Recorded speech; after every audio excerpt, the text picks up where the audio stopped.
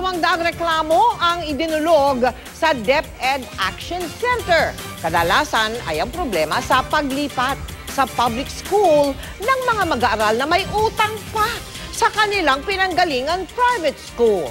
Nakatutok live si Susan Enriquez.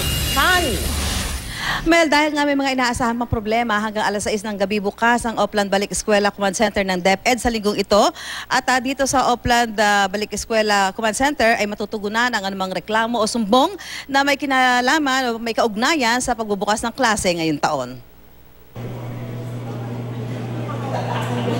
Mangiyak-ngiyak si Ani Febrero nang magtungo rito sa Opland Balik Eskwela Command Center ng Department of Education.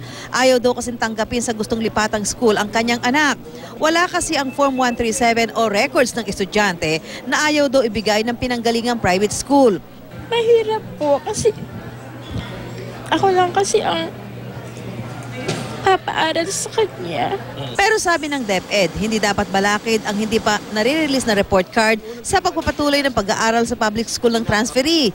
Gayunman, kailangan pa rin daw mabayaran ng magulang ang anumang obligasyon nito sa pinanggalingang eskwelahan dahil hindi makakagraduate ang estudyante habang wala ang Form 137 mula sa kanyang dating school. Hindi ngayon siya mabibigyan natin ng kumpletong record ng grade 1 to grade 6 kung hindi natin makukuha yon. Kasi nga, meron pa siyang obligasyon.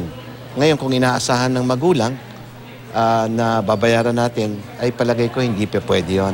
Noong isang taon, umabot daw sa 700 ang natanggap nilang mga sumbong, reklamo at iba pang concern. Ngayong pasukan, nasa 180 pa lang daw ito. Karamihan pa sa mga idinulog na sumbong at reklamo ay ang paglilipat ng estudyante. It's too early to tell. Kasi sa experience namin, ang enrollment kasi magsa-stabilize yan after 2 weeks eh. Kaya mahirap sabihin na, yun nga, mahirap sagutin yung tanong mo kagad. Ang isa pa sa mga reklamong idinulog ngayong hapon sa command center. Kasi yung bata interesado pumasok. Ngayon, since na pumunta siya sa school, tinanggihan siya tanggapin kasi nga wala siya birth certificate.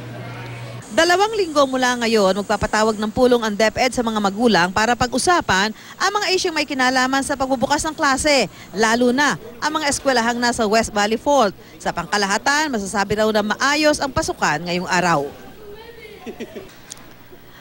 Masasabi daw na pangkalahatan nga ay maayos naman ang pagbubukas ng klase ngayong taon, pero bukas naasahan nila na may matatanggap pa silang mga report mula sa iba't ibang panig ng bansa kaugnay ng pagbubukas ng klase ngayong araw. Mel?